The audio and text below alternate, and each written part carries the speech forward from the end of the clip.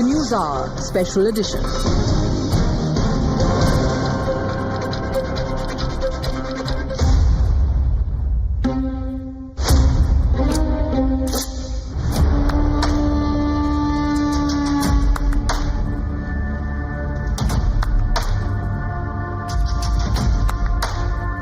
जिन्ना का जिन जब तक इस धरती पर रहेगा तब तक इस प्रकार की अराजकता लगातार दस्ती रहेगी, गरीबों को, वंचितों को, शोषितों को। इस देश के हित के लिए, सांप्रदायिक सौहार्द के लिए और देश को आगे ले जाने के लिए बहुत जरूरी है कि इस एक्ट को लागू किया जाए। संसद द्वारा बनाए हुए कानून उस पर अमल तो हो नहीं रहा है। अमल हो तब शांति रहे और इस पर अमल नहीं होगा तो शांति हो। 500 वर्ष पहले बाबर के एक सिपह सालार ने जो काम अयोध्या में किया था, जो काम संभल में किया था और जो काम आज बांग्लादेश के अंदर हो रहा है, तीनों की प्रकृति, तीनों का डीएनए एक जैसा है। डीएनए किसका कराएंगे? आप तो प्रकाश के हैं और आप डीएनए की आप बात कर रहे हैं। संत होकर के, योगी होकर के और भगवा पहनने के बाद उन्हें इस तरह की भाषा और इस तरह डीएनए की बात नहीं करनी चाहिए।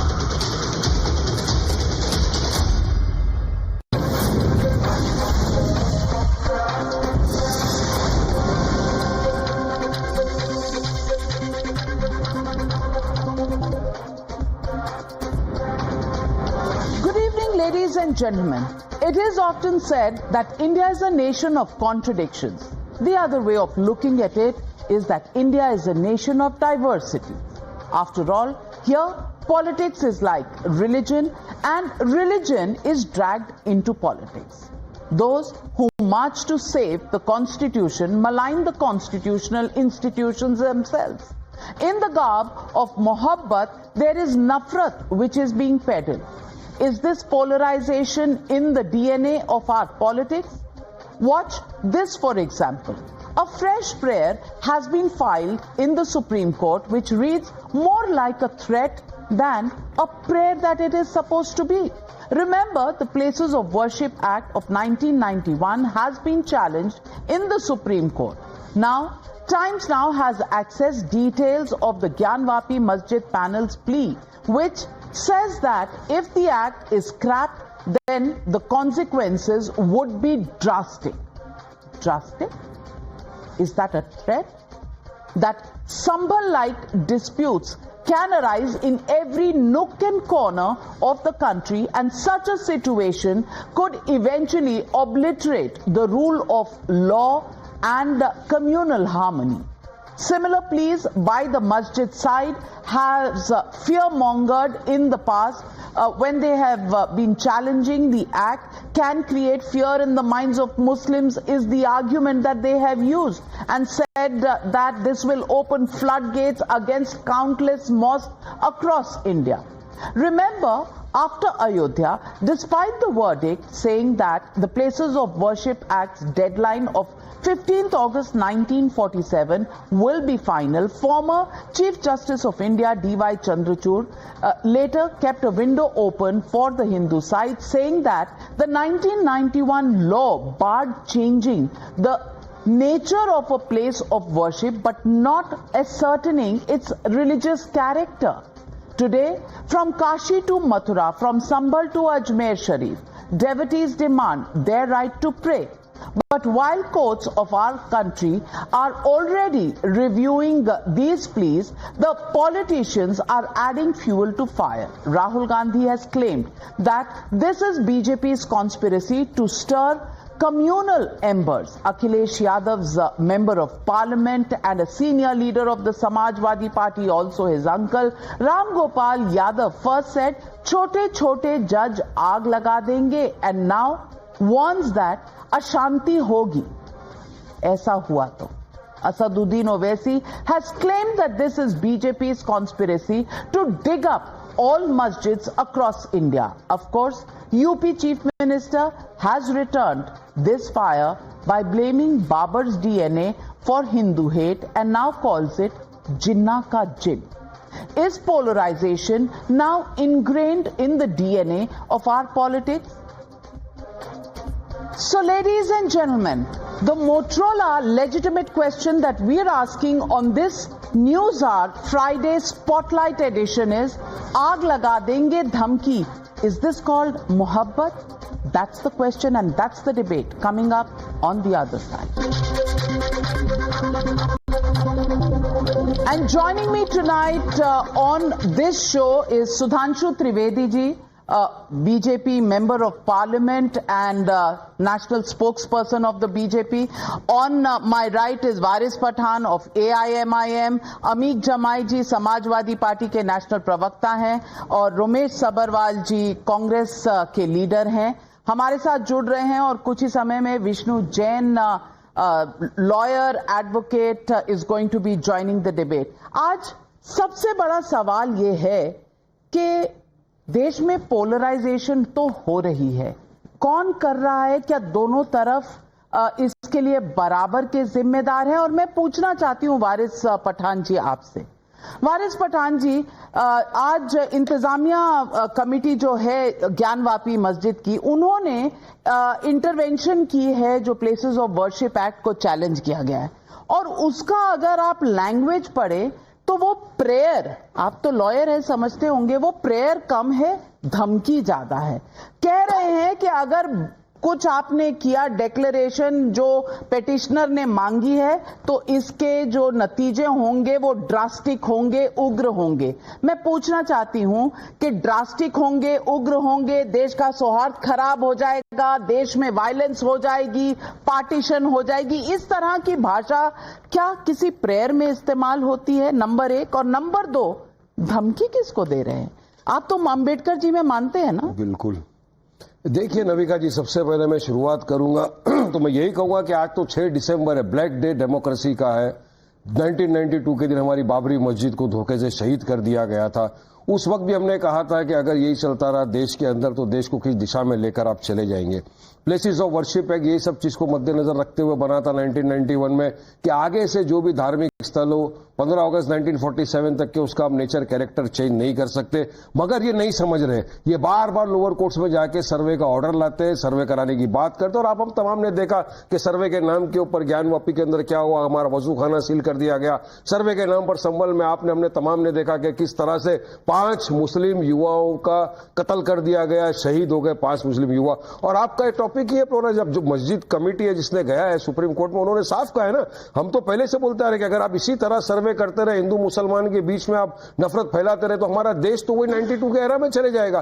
तो जब 91 प्लेसेस ऑफ वर्शिप एक्ट, उसका फायदा क्या हुआ? उसका इंटेंट और इंटेंशन तो एक ही था ना कि देश में नफरत खत्म हो जाए, हिंदू मुसलमानों के बीच में भाईचारा बना रहे, गंगा जमनी तहजीब जो थी वो बनी रहे। मगर आप तो सबको खत्म करने के चक्कर में आ गए। 1991 प्लेसेस ऑफ वर्शिप एक्ट आप मानते हैं? बिल्कुल मानते हो। तो उसमें कहा है कि ASI जो प्रोटेक्टेड मॉन्यूमेंट्स हैं उस पर वो लागू नहीं होती है। सुनिए, जब पूरा तो नहीं मान बहुत अच्छा टॉपिक आपने छेड़ा है। जब पार्लियामेंट में लोअर हाउस में और अपर हाउस में चर्चा हुई थी प्लेसेस ऑफ वर्शिप एक्ट को लेकर, उस वक्त सारी चीजों को मद्देनजर रखते हुए चर्चा किया गया था। उसमें ASI प्रोटेक्टेड मॉन्यूमेंट भी थे, उसमें जो प्लेसेस ऑफ वर्शिप जहां जहां मॉन्यूमेंट, दरगाह, मस्जिद वगैरह मंदिर थे, सब चीज को मद्देनजर रखते हुए चर्चा हुई और सबको मद्देनजर रखते हुए प्लेसेस ऑफ वर्शिप एक्ट 1991 बनाया गया। अभी आप अगर लाओगे कि नहीं उसके अंदर टेक्निकल ये निकाल के कि ASI हमको सर्वे अलाउड है, अरे ASI ने जो पिटीशन डाला था वो पिटीशन थी राइट ऑफ वे के लिए संबल में, लेकिन आधा एक्ट कभी भी आप सपोर्ट नहीं कर सकते, करना है तो पूरा करना होगा। लेकिन सुधांशु जी, ये वारिस भाई कह रहे हैं कि बड़ा डिस्कशन हुआ था। मेरी जहां तक जानकारी है ये बिल हबड़ तबड़ में पास नहीं, मेरी जो जानकारी है कोई जाके चेक कर ले, डिस्कशन बीच में रोक देना पड़ा था और बिल तुरंत पास कराना पड़ा था, क्योंकि ऐसे ऐसे फैक्ट उभर के सामने आ रहे थे कि उस समय की गवर्नमेंट के लिए बहुत अनकंफर्टेबल रहा था। जैसा भी वारिस पठान जी ने कहा, भाई उसमें क्लियर कट लिखा है कि ASI archaeological survey places of worship नहीं हो सकती, दोनों एक साथ नहीं हो सकते। और चलिए वो भी मैं मान लूं, ये एक ऐसा विचित्र एक्ट था भारत के इतिहास का जो कहता है कि 15 अगस्त को जो रिलीजियस कैरेक्टर है उसे नहीं बदला जा सकता। पर रिलीजियस कैरेक्टर की डेफिनेशन क्या है ये एक्ट में कहीं नहीं लिखी। कौन कौन से मॉन्यूमेंट्स का क्या क्या रिलीजियस कैरेक्टर था ये कहीं डिफाइन नहीं है। तो काशी विश्वनाथ में यही तो विषय है कि 15 अगस्त 47 को अगर वहां तहखाने में पूजा होती थी तो रिलीजियस कैरेक्टर तो 1993 में बदला गया। और जो संभल का इश्यू है वो आर्कियोलॉजिकल सर्वे के कंट्रोल में था 1947 में, वो ग्रेजुअली एक रिलीजियस उसमें कन्वर्ट हो गया। तो इसलिए अगर बिल्कुल टेक्निकल जाएं तो आपको बहुत साफ समझ में आता है। और वैसे मैं एक बात ये कहना चाहूंगा कि साहब जो धमकी देने की बात है, तो आज आपने कहा ना 6 दिसंबर है, मैं बताना चाहता हूं 6 दिसंबर को रात 11:15 बजे, मैं यंग एज में मुझे याद है, छत के ऊपर 11:15 बजे बीबीसी हिंदी सेवा से का बुलेटिन आता था और उसमें बाला साहब ठाकरे जी ने कहा था कि अगर मेरे कारसेवकों पे यह आरोप है कि बाबरी मस्जिद उन्होंने गिराई तो हमें गर्व है, जो आज आपके साथ है। मगर मजे की बात है, शाही इमाम जो थे जामा मस्जिद के इमाम बुखारी, उनका जानते हैं, कोई रिकॉर्डेड हो तो बीबीसी में जाकर सुन सकता है, उन्होंने कहा बड़ी लो टोन में बाबरी मस्जिद मिसमार कर दी गई है, हम हर आदमी से ये अपील करते हैं कि अमन और चैन बना के रखें। एंड द सेम शाही इमाम 1987 बोट क्लब की रैली, उन्होंने ये कहा कि राजीव गांधी सुन लो, तुम्हारी हुकूमतें हमारी कदमबोसी करके ही रही हैं, तुम्हारी मां भी हमारे आगे झुककर ही हुकूमत करती थी और तुम्हें भी झुकना पड़ेगा। और उन्होंने एक फ्रेज बोला था, ये किसी के पास पुरानी मीडिया रिपोर्ट हो तो जाके देख ले, उन्होंने कहा था ना घबराओ मुसलमानों, खुदा की शान बाकी है, अभी इस्लाम जिंदा है, अभी कुरान बाकी है, वो काफिर हैं जो दिल में हंसते हैं, जाकर उन्हें बता दो अभी तो करबला का आखिरी मैदान बाकी है। और उन्होंने कहा था जिस दिन ये ईंट टूट गई एक भी, ये मुल्क इतने टुकड़ों में तकसीम होगा कि आप गिन नहीं पाएंगे। और मैं एक और लोग याद दिलाना चाहते हो, सबको याद होगा, लोग कहते थे जिस दिन राम मंदिर बन जाएगा उस दिन मिडिल ईस्ट के देश पेट्रोल देना बंद कर देंगे। आज राम मंदिर भी भव्य बना है और सुनिए अबू धाबी में भी मंदिर बना है और Bharat middle east Europe corridor भी बन रहा है। और मोहम्मद बिन सलमान G20 के बाद एक दिन एक्स्ट्रा रुके हैं भारत में व्यापार की बात करने के लिए। और लास्ट में एक बात और सर, गंगा जमनी तहजीब इसलिए है ना, दारुल उलूम देवबंद और मतलब देवबंदी और बरेलवी दोनों गंगा जमुना के मैदान में रहते हैं। सर जैसे ही अफगानिस्तान पाकिस्तान में चले जाते हैं एक दूसरे को मारने लगते हैं, अगर दसला फरात के मैदान में चले जाते हैं सीरिया इराक में जवाब काटने लगते हैं। 2 चीज का जवाब आपको दूंगा, एक तो बाबरी मस्जिद का आपने कहा, तो मैं तो आज भी बोल रहा हूं, मेरा मान्यता है। विष्णु जैन जी जुड़ चुके हैं, आपका स्वागत है। स्वागत। 2 चीज सुधांशु जी ने बहुत कही, मैं उनको ये वापस याद दिलाता रहूंगा। सुधांशु जी, मेरी मान्यता तो आज भी है, मेरी आस्था आज भी है कि एक बार जहां मस्जिद थी है ता कयामत तक रहेगी। आपने धोखे से हमारी मस्जिद को शहीद कर दिया, लेकिन आज देश ने एक चीज देख लिया है पूरी तरह से, दुनिया ने एक चीज देख लिया कि सुप्रीम कोर्ट तक ने कह दिया था कि वहां पर कोई प्रमाण नहीं मिले कि मंदिर को तोड़ के मस्जिद बनाई गई है, लेकिन आज एक प्रमाण पूरा दुनिया देख रही कि मस्जिद को वाकई में शहीद करके तोड़ के आपने मंदिर में बनाया है। बात नंबर 2, आपने कही बाल ठाकरे साहब खुश हुए थे, बिल्कुल बाल ठाकरे साहब, और ये साथ में आजकल कांग्रेस और समाजवादी 10 सेकंड, बहुत इंपॉर्टेंट टॉपिक आज की बोलना चाह रहा हूं मैं। अभी जो इलेक्शन गए, मुसलमानों ने भर भर के वोट दिया उद्धव ठाकरे की पार्टी को, कांग्रेस साथ में थी, समाजवादी साथ में थी। आज उद्धव ठाकरे शिवसेना का जो है, उनका जो मेन नेता है मिलिंद करके, उन्होंने ट्वीट किया, क्या ट्वीट करके बोल रहे मालूम है, हमको गर्व है हमने बाबरी मस्जिद को शहीद कर दिया। सोचिए 90% मुसलमानों के वोट लेने के बाद आज ये महाराष्ट्र के अंदर जो मुसलमानों के साथ धोखाबाजी गद्दारी की जा रही है, इसका कौन जवाबदारी देगा? मैं तो कांग्रेस वाले को बोलूंगा, मैं तो समाजवादी वाले को बोलूंगा, मैं राष्ट्रवादी को बोलूंगा कि शरद पवार जी आइए बताइए क्या आप इस बात का खंडन करते हैं या आप इस बात का सपोर्ट करते हैं कि 90% जिन्होंने आपको वोट दिया उनका नेता आके बोल रहा है कि हमको गर्व है हमने बाबरी मस्जिद को गिराया। अब ये मुसलमानों के साथ धोखा नहीं हुआ तो क्या हुआ? ये मुसलमानों के पीठ में खंजर नहीं भोंका तो क्या हुआ?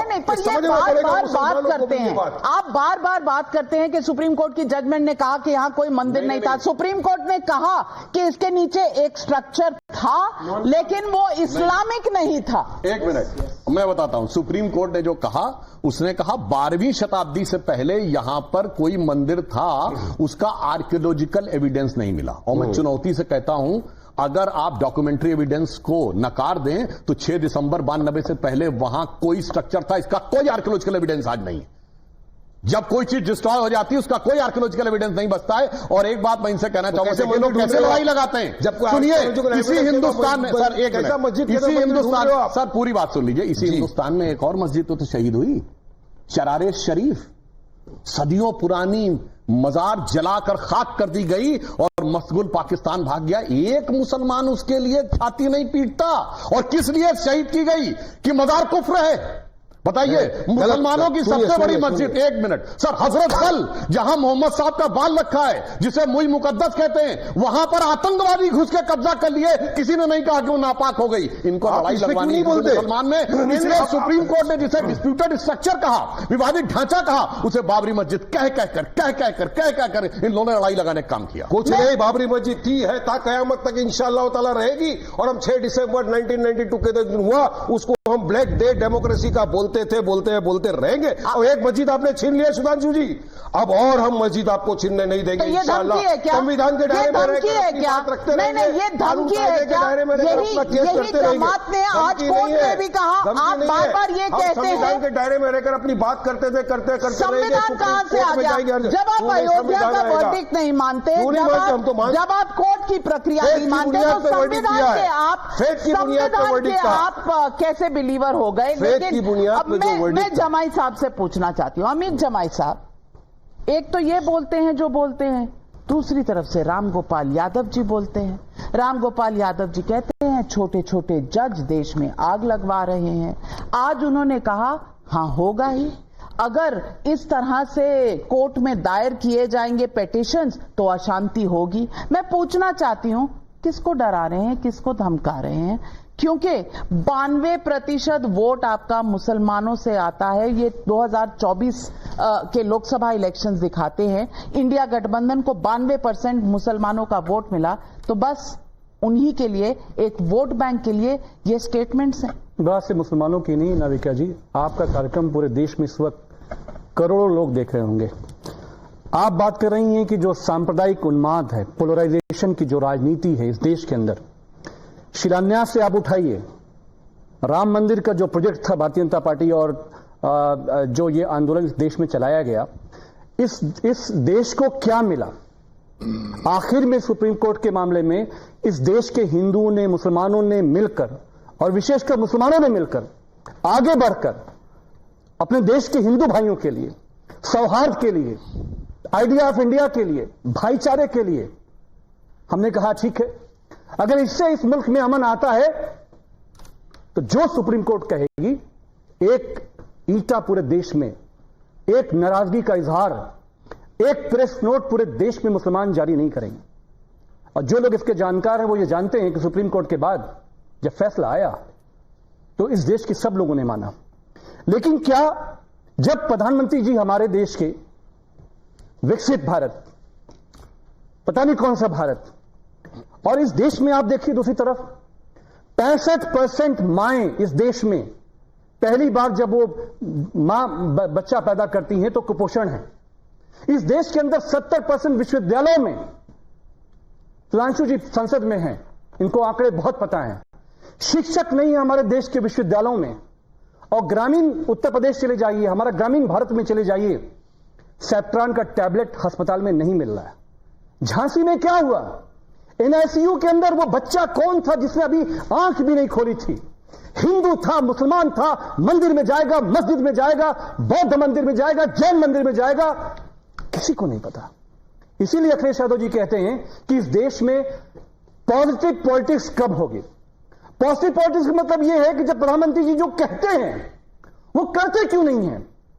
क्या यह बात सही नहीं कि पुष्पमित्र शुंग का, जब हम इतिहास में जाएंगे, हम इतिहास के छात्र रहे, स्टूडेंट रहे, पुष्पमित्र शुंग ने इस देश के अंदर यहां से लेकर अफगानिस्तान तक, नाविका मैम, पूरे देश में उसने जो है बौद्ध मठों को जमीन में दफना दिया। आपका नाम बताइए, हवा मत दफना दिया था। कोट करिए सोर्स, और करिए, हवाले झूठ मत बोलिए, सोर्स कोट करिए, सोर्स कोट करिए, सुधांशु और करिए, और एविडेंस नहीं, एविडेंस किताब बताइए, और सुनिए, जैन मंदिर, अच्छा ये जैन मंदिर, गुजरात में जैन मंदिर, जहां भारतीय जनता पार्टी को मौका मिलता है जैन समाज पर चढ़ाई करने का काम करते हैं, और एक सैकड़ों साल पुरानी मंदिर पे हिंदू समाज के लोगों ने कब्जा कर लिया।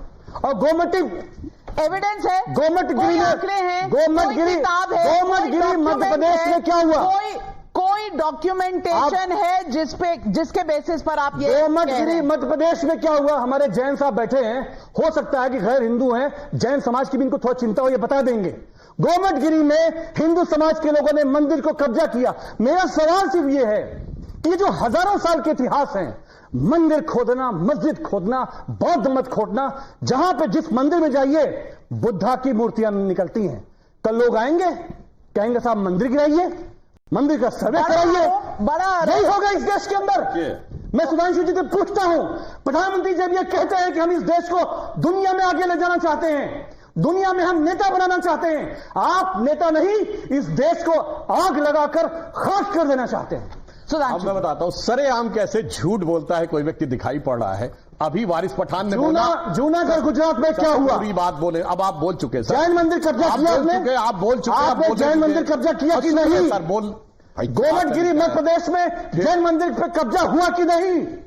अब आप बोल, हम जाए क्या तरीका है? जाए बोल चुके ना।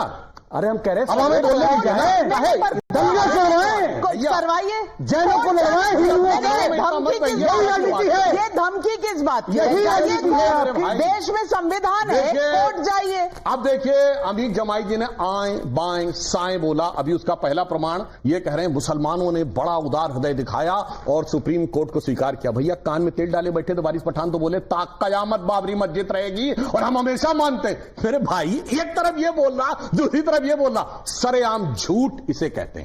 अब आइए आपने इस प्रकार की बात कही कि बौद्ध धर्म को नष्ट किया गया, तो मेरे बात आप नहीं बता पाए। मैं किताब का नाम बता रहा हूं। नहीं, अरे भाई आप रोमिला थापर से लेकर सबकी किताब कोट कर दूंगा। आप किताब कोट करो। क्या पुष्पमित्र सिंह आपका हीरो है? ओके, आपका हीरो है? भैया चिल्लाओ नहीं, जाओ किताब कोट करो। आपका हीरो है? अरे भाई किताब कोट कर रहा हूं। पुष्पमित्र सिंह आपका हीरो है? आपका हीरो है? अपने टाइम पे बोलेंगे, किताब का नाम बताइएगा। किताब का नाम बताइए। किताब का नाम है अशोकावदान, जो अशोक की ऑटोबायोग्राफी है। मेरे भाई कान खोल के सुन। अशोक हुआ 263 ईस्वी में, पुष्यमित्र हुआ 182 ईस्वी में। 90 साल के बाद अशोकावदान में पुष्यमित्र का उल्लेख कैसे आया? जैसे 2000 साल बाद कोई कहे गांधी की ऑटोबायोग्राफी मोदी का उल्लेख। अब सुन रही है, सुनिए। हुकूमत खत्म करके कब्जा करा। शुंग डायनेस्टी कैसे बनी? क्या तरीका है भाई? शुंग डायनेस्टी कैसे बनी? आप झूठ बोलेंगे, मैं रोकूंगा आपको। आप झूठ बोलेंगे, मैं रोकूंगा आपको। काउंटर का शुंग डायनेस्टी कैसे बनी? मैंने नहीं बोला, आप नहीं कोट कर पाए, आप हमारे बोल रहे थे। आप सुनो अमीर जमाई, कान खोल के सुनो। आरएसएस की किताब समझ बोलिएगा। आरएसएस की किताब समझ बोलिएगा। क्या तरीका है ऐसे बदतमीजी? ये तरीका नहीं होता डिबेट का। अमीर जमाई, अब सुनो कान खोल के। डॉक्टर अंबेडकर ने लिखा writings and speeches of Baba Saheb Ambedkar, सरकारी किताब है, publish by Maharashtra government in 1987, then republish by central government in January 2014 by ministry of social justice and empowerment. सुना उसमें है chapter number 9 decline of Buddhism, page number 229। उसका लास्ट पैराग्राफ में लिखा हुआ है there is no doubt about it that the destruction of Buddhism was done by the invasion of मुसलमान। आप चुप हो गए, मत बोल रहा था। नरेंद्र मोदी के गुजरात में जैन मंदिर पे हमला हुआ। जैन में 1000 साल पहले जा रहे हैं, 1000 साल पहले किया। जहां ताकत में आते हो, ज्यादा पढ़े लिखे, जहां ताकत में आते हो माइनॉरिटीज पे हमला करते हो, चाहे वो जैन हो, सिख हो, मुसलमान हो। यही इतिहास है। अच्छा चलिए अभी जमाई चलो हिंदू मुस्लिम की बात अलग है। सुनो, अरे भाई सुनो, जहां सिर्फ मस्जिद है वहां धमाके जूनागढ़ में क्यों गया? बताओ पेशावर में धमाके, जूनागढ़ में हमला, अफगानिस्तान में धमाके क्यों होते? बताओ सीरिया में धमाके करते, हमला जहां सिर्फ मस्जिद में धमाके। जूनागढ़ पे हमला मत करो। जूनागढ़ पे हमला सोर्स में नहीं पता था, एक किताब नहीं पता था, और जब सोर्स को करने लगे कॉन्सेप्ट करने लगे। नरेंद्र मोदी का गुजरात, नरेंद्र मोदी का गुजरात जैनियों की मंदिर पे हमला करके कब्जा करेंगे और यहाँ पे ज्ञान देंगे, अमीर जमाई जी, ज्ञान देंगे। अमीर जमाई जी, आप विष्णु जैन से, आप विष्णु जैन से ज्यादा जैनी तो नहीं है ना? विष्णु जैन जी, इन्होंने जो कहा इसका सच क्या है? देखिए, सबसे पहली बात मैं बताना चाहता हूं, मुझे अमीर भाई की इस बात से ऐतराज। इन्होंने कहा कि मैं गैर हिंदू हूं। मैं अपने बिहाफ पे और जितने मेरे जैन मुनि हैं जिनको मैं नमस्तु करता हूं, उनके बिहाफ पे कहना चाहता हूं कि जैन समाज हिंदू समाज का अभिन्न अंग है। तो जो ये बोल रहे हैं कि हम अलग हैं या हिंदू समाज अपने आप को हिंदू समाज का व्यक्ति नहीं मानते हैं, ये गलत बोल रहे हैं। मैं उतना ही सनातनी और उतना ही जैन हूं, हम दोनों एक दूसरे के अभिन्न अंग हैं। अगर आपको जैन सभ्यता को समझना है तो जाके रणकपुर के जैन मंदिर को देख लीजिए, जहां पे भैरव भैरवी की पूजा होती है और हमेशा हिंदू और जैन मंदिर साथ में बने। पहली बात। अमित भाई को बड़ी चिंता थी गिरनार में क्या हो रहा है। नाविका जी, एक बहुत मर्मम घटना बताना चाहता हूं। 2013 में सुधांशु जी यहाँ पे हैं, उनको अच्छे से याद होगा, और ये मैंने इसके ऊपर केस किया था, मेरे पास इसका एफिडेविट पूरा रिकॉर्ड है।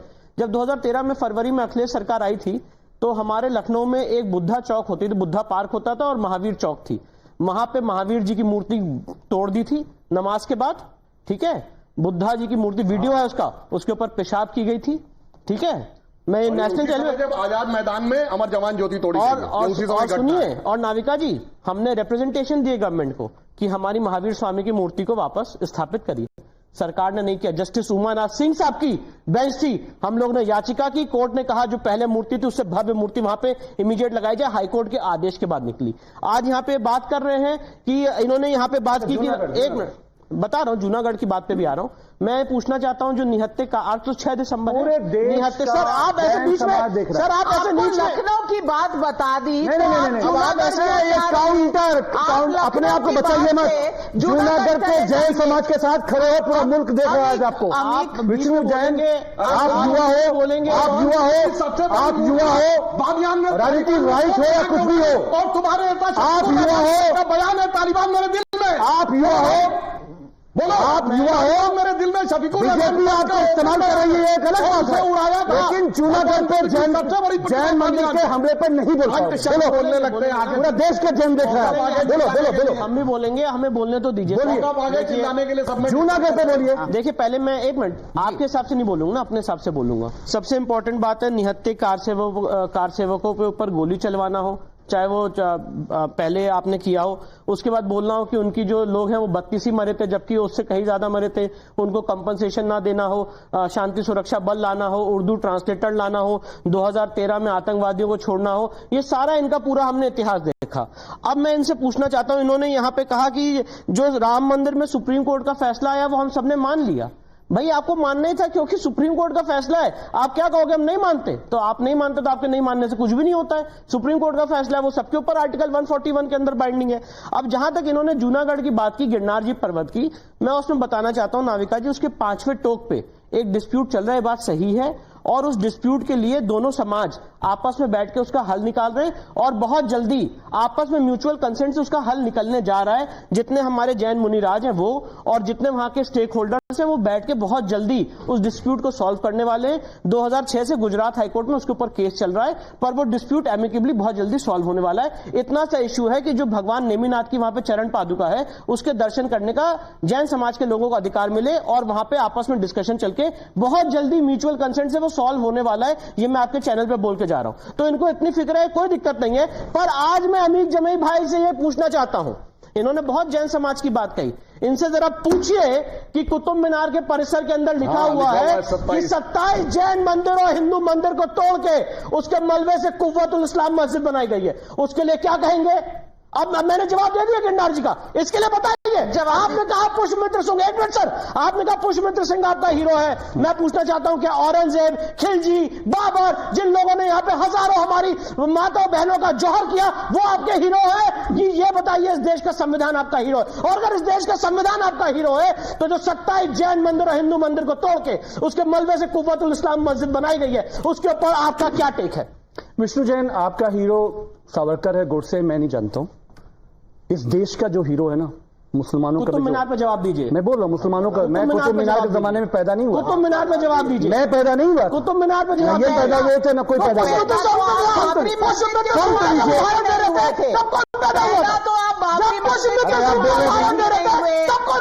तो आप ज्ञान वापी के जमाने में भी नहीं हुए। आप भारतीय जनता पार्टी तरफ से क्यों बोल रही हैं? मस्जिद सुधांशु भाई के जमाने में भी नहीं हुए। सुधांशु भाई है, क्या स्टैंड है? 27 जैन मंदिर हिंदू मंदिर को तोड़ के बनाई गई, उसमें क्या स्टैंड है? गोरखपुर के जैन मंदिर के लिए क्या स्टैंड है? आप जिनकी बात कर रहे थे उनका पैदा हो, पुष्पमित्र सिंह के समय पैदा हुआ था। सवाल दे रहे थे यहाँ पे, सिर्फ और सिर्फ हिंदू समाज को लड़वाना चाहते हैं। खुदाई कहाँ है? आप इनसे पूछिए। आज फैसला हो जाए कि खुदाई कहाँ हुई है। अरे हमारा ज्ञान वापी के वसू खाने को सील करवा दिया, ज्ञान वापी वसू खाने को सील करवा दिया। अभी संबल में भी क्या हुआ, पता चला कि पानी निकल रहा है तो पब्लिक आ गई, तो गोली चला के गोली मार दिए, 5 लोग को शहीद कर दिया। मैं जवाब दे दूं, 8 मुसलमानों को शहीद कर दिया आपने। अब 1 मिनट सुधांशु जी, एक तरफ 1 मिनट नहीं, 1 मिनट सुधांशु जी, अब ये कह रहे हैं हमारे ज्ञान वापी का वजू खाना सील करवा दिया। एक तरफ कह रहे हैं हम संविधान में विश्वास रखते हैं, एक तरफ कह रहे हैं हम अंबेडकर जी में विश्वास रखते हैं, और दूसरी तरफ कोर्ट के आदेश को कह रहे हैं सील करवा दिया आप लोग। अरे तो पार्लियामेंट के कानून को क्यों नहीं मानते तुम लोग? क्यों जब पार्लियामेंट में कानून पास होता है आज तक एक्शन, सीए को क्यों नहीं मानते? आज तक आप सीए को क्यों नहीं मानते? आप सीए को, अरे भाई अमेंडमेंट एक्ट क्यों नहीं मानते? वो भी पार्लियामेंट ने, सुप्रीम कोर्ट ने बोला नहीं, आप वक्त कानून को नहीं मानते, तो क्या मानेंगे? आप नहीं मानेंगे, आप हर चीज जो आपके फेवर में उसको मानना चाहते हैं।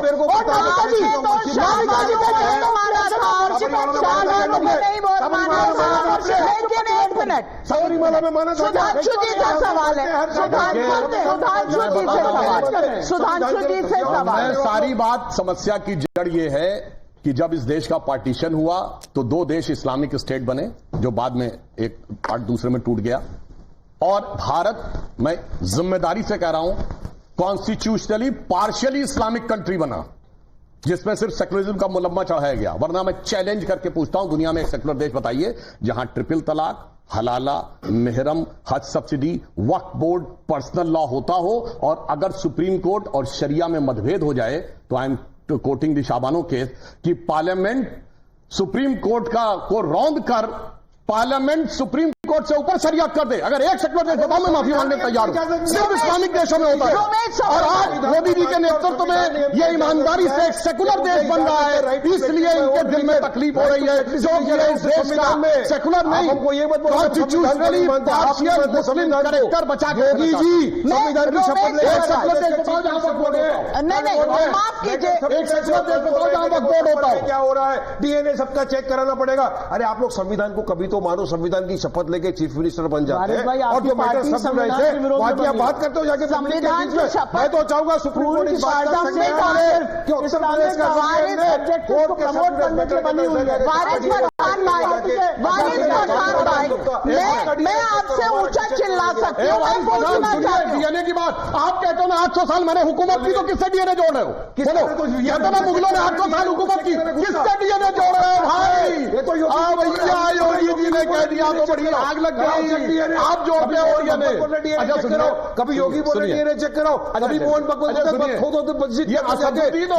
नहीं, सबका शब्द बांग्लादेश में हो रहा है, उसका बदला आपके चीफ असदुद्दीन ओवैसी तो बांग्लादेश ओरिजिन अपना इंडिया से मानते हैं, बाहर से मानते हैं? क्यों? सुनिए, असदुद्दीन ओवैसी अपना ओरिजिन इंडिया से मानते हैं, बाहर से?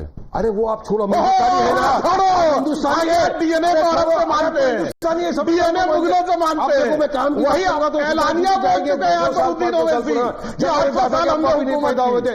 मैं आपको वैसे एक बात बताऊं आपको, हम डीएनए टेस्ट करवा लीजिए, मैं चैलेंज करके कहता हूं, मुगलों की शुरुआत होती है, आपका भी करा, बाबर उज्बेक था और उसकी मां मंगोल थी, किसी मुस्लिम का कोई उज्बेक और मंगोल डीएनए से कनेक्शन नहीं निकलने वाला। सुनिए, सबका डीएनए एक है, चिंता मत करो मेरे भाई, टेस्ट कराऊंगा। चलिए अब सुनिए, रेडी हूं, चलिए करा, चलो एक लाइन बोल दो। सुनिए, सबका डीएनए चेक कराओ, क्या तरीका है भाई, बहस इतना, सबका डीएनए चेक कराओ। अमर अकबर एंथोनी, तीनों का बाप किशन नारी निकलेगा, डीएनए टेस्ट करा लो। अरे हेरा फेरी करा लो, मालूम पड़ जाएगा बीजेपी क्या। एक मिनट, वारिस भाई, वारिस भाई, मैं सबसे पहले आपसे पूछती हूँ, आप संविधान मानते हैं ना? बिल्कुल मानते हैं। तो संविधान किस समय शपथ लेते वक्त फिलिस्तीन क्यों याद आ रहा था? फिलिस्तीन था ना? ठीक है, आ रहा था। सुनिए, नंबर 1, नंबर 2, संविधान मानते हैं ना? बिल्कुल मानते। तो सुप्रीम कोर्ट के चीफ जस्टिस डीवाई चंद्रचूड़ ने कहा, अगर प्लेसेस ऑफ वर्शिप एक्ट भी माना जाए तो भी कैरेक्टर कैसा था ये सर्वे करने में कोई दिक्कत नहीं है, बदलने में दिक्कत दोनों का जवाब। ले- पहले फिलिस्तीन पे बात हुई, मुझे बताओ सुधांशु जी, आप तो बीजेपी के प्रवक्ता है, भारत सरकार का फिलिस्तीन के ऊपर क्या ओपिनियन जय है? फिलिस्तीन नहीं है भारत का। सुनिए, अटल बिहारी वाजपेयी ने फिलिस्तीन का समर्थन किया, भारत देश फिलिस्तीन का समर्थन कर रहा है, एड भेज रहे हैं, फिलिस्तीन को समर्थन कर रहा है कि नहीं भारत? आप बताइए, ऑफिशियल स्टैंड भारत का है या नहीं है? सुनिए, है भारत का स्टैंड? आप क्या बोलेंगे, आप बताइए। अब आपने कहा जजमेंट की बात, हमारे जजमेंट में तो यह भी कहा है कि there is no evidence to show that temple को तोड़ के मस्जिद बनाया है। बताइए मेरे को, कहा है हमारे स्टैंड का है कि फिलिस्तीन ने अपना highest civilian award Modi ji को दिया है। आपके नेता बोलते हैं जय फिलिस्तीन, और मोदी जी के लिए उन्होंने जय जयकार किए फिलिस्तीन की सरकार ने। मैं अब रमेश सबरवाल जी आपसे पूछना चाहती हूं, ये सारी अगर कह सकें तो मुसीबत की जड़ है प्लेसेस ऑफ वर्शिप एक्ट 1991। मैं पूछना चाहती हूं, प्लेसेस ऑफ वर्शिप एक्ट आप लेकर आए, उसके बाद उसमें जो लिखा हुआ है कि एएसआई के अंडर जो मॉन्यूमेंट्स हैं उन पर ये एक्ट लागू नहीं होगा, ये बात किसी के समझ में क्यों नहीं आती और आपके लोग भी उसे क्यों नहीं समझना चाहते? नंबर 1। नंबर 2, जब आप वो एक्ट लेकर आए तो जम्मू कश्मीर पर क्यों नहीं लागू किया था? क्योंकि प्रेम सिर्फ मुसलमानों से है, हिंदू मंदिरों की बिल्कुल चिंता नहीं थी आपको कश्मीर में? सवाल नंबर 2। और शाहबानो केस, जो संविधान की इतनी बात करते हैं, शाहबानो केस में सुप्रीम कोर्ट के वर्डिक्ट आने के बाद जो एक्ट बदल देते हैं, लॉ बदल देते हैं, उनसे संविधान के पाठ इस देश में आज पढ़ाए जाएंगे? मैडम, एएसआई मॉन्यूमेंट है। मैं मिस्टर जैन से पूछना चाहता हूं कि अब ये बोल रहे थे कि इन्होंने लखनऊ के अंदर गवर्नमेंट अथॉरिटीज को लिखा जब वो स्टैचूज गिरे, कि आपने एएसआई को कभी लेटर लिखा था संभल के लिए? बिल्कुल लिखा। एक सेकंड, आपने पेटिशन नहीं पढ़ी? एक मिनट पूरी बात, पूरी बात। क्या सरकार का काम आप करेंगे? क्या आपने सरकार को चिट्ठी लिखी एएसआई को? नहीं। मैं कुछ एक प्लीज मुझे कहने दो, डीजी एएसआई क्या कर रहा था? वाई वो क्यों नहीं कोर्ट में गया और आप क्यों गए? ठीक है, अब मैं जवाब दे दूं? मैं पूरी बात कह दूं? हाँ, बोल। पूरी कह दूं, मैंने नहीं बोला। सरकार के मंत्री क्या कर रहे थे? ठीक है। गवर्नमेंट ऑफ इंडिया की एएसआई गवर्नमेंट ऑफ इंडिया के अंडर आती है, डायरेक्टर जनरल क्या कर रही थी? क्या कर रहा था? मेरा एक सबमिशन है, क्या हम देश को, मैं आज बैठ के सुन रहा था, इस देश का हीरो महात्मा गांधी था जिसने देश में आजादी दिलाई अंग्रेजों से लड़कर। भगत सिंह भी थे। एक सुनिए, मैं कुछ और कह रहा हूं, सारे फ्रीडम फाइटर्स थे, सारे फ्रीडम फाइटर्स थे। एक माँ बाप के 4 बच्चे घर में होते हैं, सारे 4 बच्चे जो होते हैं उनमें जो बड़ा होता है, जो ज्यादा अच्छा काम करता है, उसको इंपॉर्टेंस ज्यादा मिलती है। तभी फादर ऑफ द नेशन कहा था। छोटे बच्चे को माँ जो कमजोर होता है, कभी कभी 4 में से बीच वाला कमजोर हो जाता है, उसको ज्यादा प्यार करती है। ये लोग कब थे? इस देश को सेकुलर रखा गया था। हम लोग अनडिवाइडेड इंडिया से आए हैं, हम लोग खाली हाथ आए थे। हमें मालूम है कि हमें कितना प्यार नेहरू जी ने, महात्मा गांधी के समय में कांग्रेस की सरकारों ने कितना दिल्ली के अंदर, जो आप लोग चल के, हम पंजाबी लोग वहां से खाली हाथ आए थे, मेहनत करके हमें खड़ा किया उन लोगों ने। मेरा ये कहना है कि क्या हम इस देश को वापस ले जाना चाहते हैं 1500 के अंदर? क्या हम इस देश को अंग्रेजों से भी पीछे लेके जाना चाहते हैं? प्लीज इस देश को आगे बढ़ने दो। मुझे नहीं मालूम था मैं किसके घर में पैदा होऊंगा, मुझे माँ बाप चुन के नहीं मिले हैं, धर्म चुन के नहीं मिलता है। प्लीज इस देश के अंदर तरक्की चाहिए, इस देश में भाईचारा चाहिए। ऐसे सर्वेस आप सरकार को कहिए, आप सरकार के पीछे लगिए, आप सरकार को कटघरे में खड़ा करिए कि भाई एएसआई का मॉन्यूमेंट है, आप लीजिए वापस। अब ये करिए, तब हम आपको समझेंगे कि तो फिर इसका क्या होगा? जो प्रेयर कहती है कि अगर आप कोर्ट भी जाएंगे तो कोर्ट में कहा जा रहा है कि देश में आग लग जाएगी, देश में ड्रास्टिक चीजें हो जाएंगी। ये तो कोर्ट में, ये तो कोर्ट में धमकियां दी जा रही है। क्या ये जज को डराने की कोशिश है या ये धमकाने की कोशिश है? मैं पूछना चाहती हूँ सुधांशु त्रिवेदी जी, आज कांग्रेस के प्रवक्ता, कांग्रेस के लीडर जो है 900 चूहे खा के दिल्ली हज को चली, बीजेपी वाले 2000 खा के चले। अब इनका जवाब दे दीजिए। देखिए, सबरवाल साहब ने जो बोला, तो मैं महात्मा गांधी जी के प्रति पूर्ण सम्मान व्यक्त करते हुए संघ के प्रातः स्मरण में भारत के अनादिकाल से आज तक के जिन महापुरुषों का नाम दिया जाता है उसमें महात्मा गांधी का भी है। परंतु मैं दर्शकों से कहता हूं जाके चेक करिए, 1956 में बीबीसी को दिया गया डॉक्टर अंबेडकर का इंटरव्यू, उनकी आवाज में अवेलेबल है। उसमें महात्मा गांधी जी के बारे में क्या क्या कह रहे हैं मैं बोलना नहीं चाहता। जिन्होंने कहा पूरे देश ने अपना हीरो माना, डॉक्टर अंबेडकर के शब्दों में देखिए, उन्होंने महात्मा कहने से तो साफ इनकार किया और बाकी क्या क्या बोला ये उनके ऊपर देखिए। अब दूसरी बात, इन्होंने कहा वो लोग कम थे, मुस्लिम कमजोर थे इसलिए उनका साथ दिया। मैं पूछना चाहता हूं जब ये मुल्क आजाद हुआ 560 रियासतें थीं, कोई पारसी रियासत आप बता सकते हैं? नहीं। कोई जैन रियासत बता सकते हैं? नहीं। एक दो महाराजा पटियाला छोड़ दीजिए, सिख रियासत नहीं थी, ईसाई रियासत नहीं थी, यहूदी रियासतें नहीं थी। और आज स्थिति क्या है कि जैन सबसे ज्यादा इनकम टैक्स कंट्रीब्यूट करने वाली कम्युनिटी है। आज सिख सबसे ज्यादा एंटरप्रेन्योर कम्युनिटी है और छोटी सी कम्युनिटी पारसी। आज आप समझिए, चाहे हमारा first nuclear scientist Homi Bhabha से लेके फर्स्ट फील्ड मार्शल मानेकशॉ से लेके कितने लोग हुए, मगर आप कह रहे हैं कमजोर थे। अरे साहब, उत्तर से दक्षिण तक रियासतें थी। नवाब पटौदी, नवाब लखनऊ, नवाब भोपाल, नवाब जूनागढ़, हैदराबाद के निजाम भरे पड़े हुए थे। और उसके बाद जिनके पास पैसा था, इशरतों के ठाट थे और ऐश के असबाब थे, मीना सुराही, गुलबदन साकी, शराबो आप थे, वो कहते हैं आज हम मजलूम हो गए। जाके चेक करिए 1931 के सेंसस में यूपी में जानते क्या था? कास्ट वाइज डाटा इसलिए मैं कह रहा हूं, 8 या 9% थी रेट ऑफ लिटरेसी। हिंदू समाज की सबसे पढ़ी लिखी कम्युनिटी ब्राह्मण मानी जाती थी, 15% रेट ऑफ लिटरेसी। क्षत्रियों की 13% रेट ऑफ लिटरेसी। सैयद मुसलमानों की 24% रेट ऑफ लिटरेसी, 24%। जानते क्या हुआ? ये आप लोगों के चक्कर में पड़ के ये हो गए, जो हुक्मराने वक्त थे वो आज मजलूम हो गए क्योंकि सेकुलरिज्म के जाल में ऐसे ये बताइए कि उजलूल हो गए। सुधांशु भाई, बहुत छोटा सा आपसे कुछ सवाल है। जिन लोगों ने धर्म के नाम पे भारत को बांटा, पाकिस्तान गए? नहीं गए। जिन लोगों ने इस मादरे वतन को अपना चुना, मौलाना हजरत मोहानी को, भगत सिंह को, अशफाकुल्ला को, चंद्रशेखर को, गांधी को, जिनको अपना माना, मेरे बाप दादा, मैं अपनी बात कर रहा हूं, पूरी बात जिन्होंने कहा कि ये जो भारत का संविधान है, ये जो भारत का संविधान है, हवा में मत बात करिए, यही हमारा जिन्ना कहां से चुन के आए, हमारा मजहबी कॉन्स्टिट्यूएंट असेंबली में, मैं बोलो जिन्ना कहां चुन के आए थे? जिन्ना कहां चुन के आए थे? सूरत। न ढाका से, न चट्टान से। श्यामा प्रसाद मुखर्जी कहां डिप्टी सीएम थे? पूरी बात सुनिए। श्यामा प्रसाद मुखर्जी कहां थे डिप्टी सीएम? सुनिए, मुस्लिम लीग वाले सीट से चुन के आए थे, 95% मुस्लिम उनके वोट दिए, 95% मुस्लिम लीग से इंडिया में डिप्टी सीएम बनने वाले देशभक्ति का सर्टिफिकेट बांट रहा है। ये दिन आ गया नहीं है, ये दिन आ गया है। चिल्लाना है, फैक्ट पता नहीं है। वही डॉक्टर भीमराव अंबेडकर ने कहा था, हिंदू राष्ट्र का जो पूरा आइडिया है ये हिंदू राष्ट्र का विरोध किया था। करो मनुस्मृति, मैं बताता हूं मनुस्मृति क्यों कराते थे, मनुस्मृति क्यों कराते थे अंबेडकर? आप जल्दी चेंज करते हैं, हमेशा आप दुनिया में नाम नहीं कर सकता। कभी गांधी के देश से हैं, कभी बुद्धा के देश से, कभी अंबेडकर के देश से।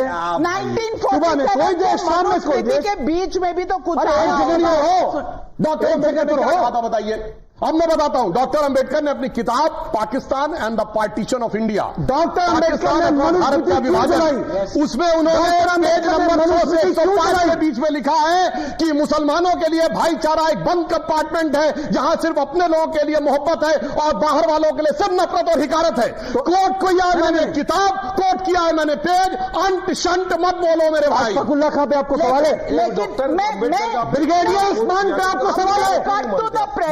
चलिए भूतकाल से निकल कर, एक मिनट, पास्ट टेंस से निकल कर प्रेजेंट टेंस में आइए। एक मिनट, पास्ट टेंस से निकल कर, भाई साहब देश के लोगों को देशभक्ति का सर्टिफिकेट करो, सोच कोट करो, फिर हम बोल रहे हैं। अरे चंदे लेके तनख्वाहें लेके पलने वाले लोग, ये जनसन आरएसएस के लोग क्या धज्जे उड़ा ये सब मौसम में, वो सबने देखा है। ये बताओ, नेहरू प्रधानमंत्री कब बने थे? 2 सितंबर 1946 अंतरिम सरकार में किसके नाम की शपथ लिए थे? क्वीन के नाम की शपथ लिए थे। और मेरी बात सुनिए, आप समाजवादी पार्टी का आपको पता होना चाहिए।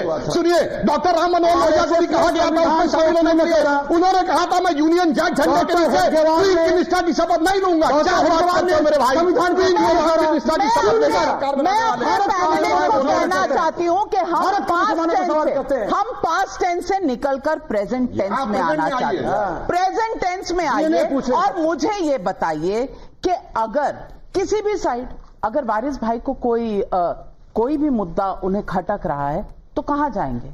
कोर्ट जाएंगे। हिंदू भी कोर्ट जा रहा है, विष्णु जैन भी कोर्ट जा रहे हैं। अब कोर्ट जाने में, कोर्ट के सर्वे ऑर्डर करने में, बड़े कोर्ट के ये कहने में कि अभी जो राजदार होता है उसे कोर्ट जाने में डर लगता है। हिंदू तो जा रहा है कोर्ट में ना, चले जाइए। सुनिए, इसमें दिक्कत क्या है? गलत इंटेंशन से जा रहा है। नहीं, ये लोग जा रहे गलत इंटेंशन से जा रहे क्योंकि ऑलरेडी मैटर सेटल हो चुका है। बेसिस ऑफ वर्शिप ऑलरेडी है। आप उसको जाने की क्या जरूरत है? चलिए बताइए, once a matter is settle why you want to go to the court? आप नहीं जाना चाहते हो सर्वे कराने? क्या इंटेंशन है आपकी? क्या सारी मस्जिदें खोद देंगे? विष्णु जैन जी, गलत इंटेंशन वाला कौन है?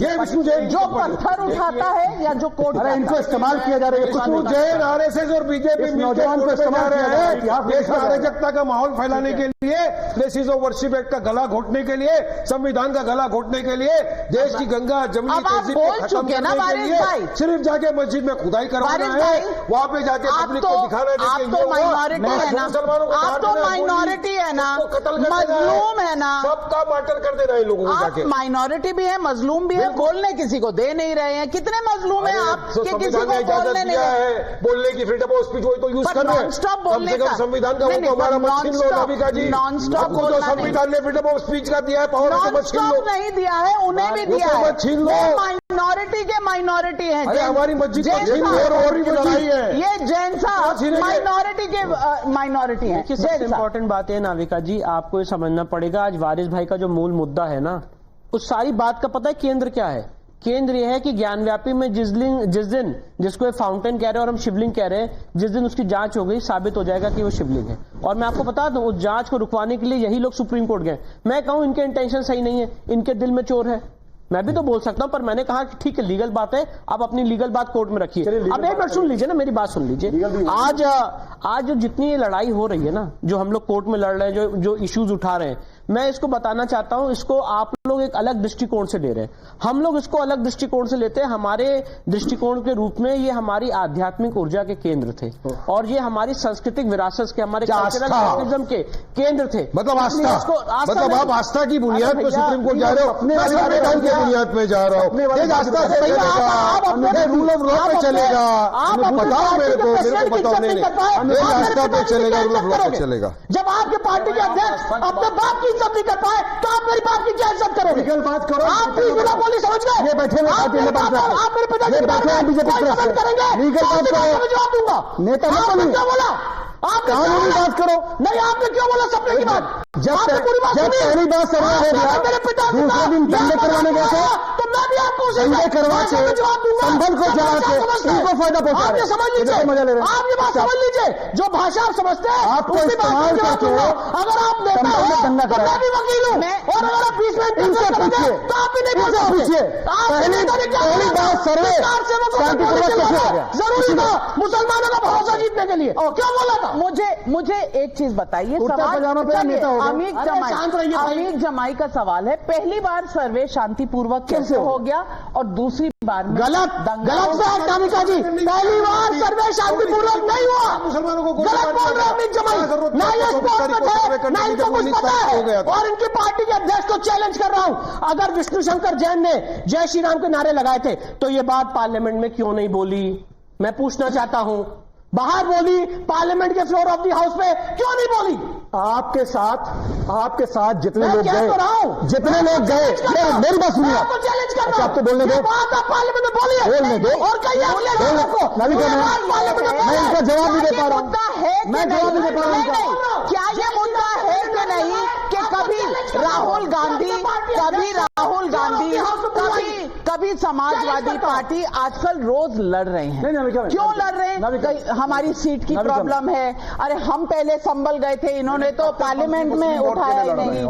जो लोग क्या वोटों की लड़ाई, सुनिए, जो लोग भगवान नहीं मानते तो वो आध्यात्मिक अनुभूति की सुधांशु जी, अभी तो 2027 संविधान चुनाव है। जो लोग भगवान नहीं मानते ध्रुवीकरण आज से चालू क्यों हो गया? देखिए, ध्रुवीकरण आज से चालू नहीं है। अभी अमीर जमाई जी कह रहे थे लीगल बात करिए, तो मैं स्ट्रिक्टली लीगल बात करता हूं और वारिस पठान साहब से कहूंगा वही गौर फरमाएं। आपको पता है कि राम जन्मभूमि केस सेंट्रल सुन्नी वक्फ बोर्ड किस तारीख को बना है? कंप्लेनेंट पार्टी बना है, जानते हैं कब बना है? दिसंबर 1961, जबकि मूर्तियां प्रकट हुई 22-23 दिसंबर 1949 की रात। दिसंबर 61 क्यों? 12 साल की मियाद होती है कि टाइटल सूट का क्लेम खत्म हो जाता। 12 साल पूरे होने में 10 या 11 दिन रह गए थे। और ये मैं नहीं कह रहा हूं, के मोहम्मद ने अपनी किताब में लिखा है कि मुस्लिम समाज का एक बहुत बड़ा तबका यह मानता था कि हमें इस चक्कर में पड़ने की जरूरत नहीं है। जो महत्व हिंदुओं के लिए राम मंदिर का है, मुसलमानों के लिए वो महत्व नहीं है, हमें छोड़ देना चाहिए। इसीलिए 12 साल कोई नहीं गया। फिर यही आए ये लेफ्टिस्ट सेकुलरिस्ट, ये आके समझाए तो वो बना। अब फिर 76 में खुदाई हुई, नीचे 8 खंबे निकले। सुनिए, ये भी बोले, और उस आर्कियोलॉजिकल टीम को मेरी बात सुनिए। फिर लेफ्टिस्ट को लिखा है, इसमें क्या लिखा है?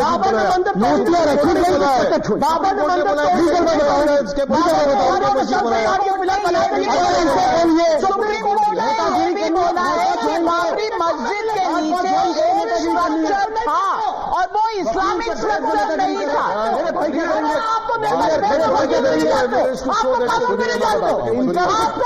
इनका भी कुछ काम है भाई। स्टेटमेंट सुनते हो, जिन्होंने कहा कि मैं भगवान नहीं मानता हूं, तो आप आध्यात्मिक एक मिनट में जवाब देता हूं। सुनिए, 22-23 दिसंबर 1949 की रात को वहां मूर्तियां प्रकट हुई। उसका नहीं प्रकट हुई। अब बात सुनिए ना पूरी बात। उसका सबसे पहली गवाही किसने दी आपको पता है? यूपी पुलिस के एक सिपाही अब्दुल बरकत ने मजिस्ट्रेट के सामने बाकायदा बयान दिया कि मुझे एक दिव्य रोशनी दिखाई पड़ी और उसके बाद जब वो हटी तो वहां मूर्तियां थी। तो मेरी बात सुनिए, वो सुनिए, साहब को क्या बनाया था? क्या तरीका है यार? जीएम साहब को क्या बनाया? क्या तरीका है डिस्कस करने का? भाई, उस समय जो मजिस्ट्रेट था वो कोर्ट था, क्योंकि संविधान 26 जनवरी 50 को लागू हुआ है। कोर्ट के सामने, मगर क्या बताऊं, अब्दुल बरकत को तो रोशनी 1949 में दिख गई, उसकी तो बरकत हो गई। इन लोगों को रोशनी 2024 तक नहीं दिख रही है। और सुनिए, एक सदी और सुनिए, इकबाल अंसारी जो उसके मुख्य पैरोकार थे, वो तो आ गए राम मंदिर के शिलान्यास में, वही अभी तक लड़ रहे। बताइए ससुर, कुछ लेना एक ना देना, तो लड़ाई लड़े पड़े। बोला था नहीं, मेरे 2-4 सवाल हैं। मैं ये पूछना चाहती हूं कि कोर्ट की, संविधान की आप बहुत इज्जत करते हैं। कोर्ट का फैसला आया, राम मंदिर बना, क्यों नहीं गए प्राण प्रतिष्ठा में? चलिए, प्राण प्रतिष्ठा में नहीं गए, आज तक नहीं गए, क्यों नहीं गए? सवाल तो उठता है। अगर आपको मोहब्बत है, मोहब्बत की दुकान खुली है, तो दोनों तरफ से मोहब्बत क्यों नहीं होती? अगर आपको संभल में दिक्कत है, सवाल पूछ रहे हैं, सवाल जायज है, लेकिन फिर बहराइच में गोपाल मिश्रा पर सवाल क्यों नहीं पूछ रहे? अगर संविधान इतना पसंद है, संविधान की कसमें आप खाते हैं, तो कोर्ट में जो केस लगा है प्लेसेस ऑफ वर्शिप एक्ट का, उस केस में आप इंटरवेंशन करते हैं, ज्ञानवापी में इंटरवेंशन करते हैं, और कहते क्या हैं? ये नहीं कहते कि हमारे पास दलीलें हैं, हम दलीलों से साबित कर देंगे कि पेटिशनर गलत है। नहीं, आप कहते हैं अपनी प्रेयर में कि अगर आपने ये सुनवाई की तो देश में हिंसा हो जाएगी, कम्युनल वायलेंस हो जाएगी और ड्रास्टिक हो जाएगा। सवाल इस बात का है कि पेटिशन में कानून कम, धमकी ज्यादा क्यों है? मैं पूछ रही हूँ कि किसी भी कानूनी प्रक्रिया में कहीं पर भी धमकी की कोई जगह है? सवाल पब्लिक का आज बस यही है। आज वक्त बिल्कुल खत्म हो गया वारिस भाई, इतना कुछ है कहने के लिए, लेकिन आप की कहानी खत्म ही नहीं होती, दूसरे की कहानी आप सुनना नहीं चाहते। सच्चाई था, कयामत तक चलेगी। पहले मुस्लिम समुदाय बहुत पढ़ा लिखा समुदाय था, यूपी में मैंने पढ़ा हुआ 47 में ब्यूरोक्रेसी में 20% थे, अब 1 कुछ % रह गए। चूंकि अब इनका पढ़ाई लिखाई से ध्यान दूसरी तरफ भटकता चला गया, तो वो इसलिए होता चला गया कि आपको ये समझाया गया ना कि इससे हमसे अदावत है और उनसे मोहब्बत है। तो हुआ क्या कि किसी को किसी की अदावत ने मारा और किसी को किसी की मोहब्बत ने मारा और शराफत अली को सेकुलर सियासत ने मारा। और हिंदुस्तान को बीजेपी ने मार दिया। नहीं, और आप अकेले आदमी बात पूरे हिंदुस्तान को बीजेपी की गलत पॉलिसी ने मार दिया। इतना ही आप सबको धन्यवाद करती हूं और दर्शकों लेती हूं आपसे इजाजत। नमस्कार। Polarisation, who is it actually benefiting and who is responsible? Who is responsible? Can any side get away without actually taking that burden of guilt with them? Well, I leave that judgment to you, the viewer.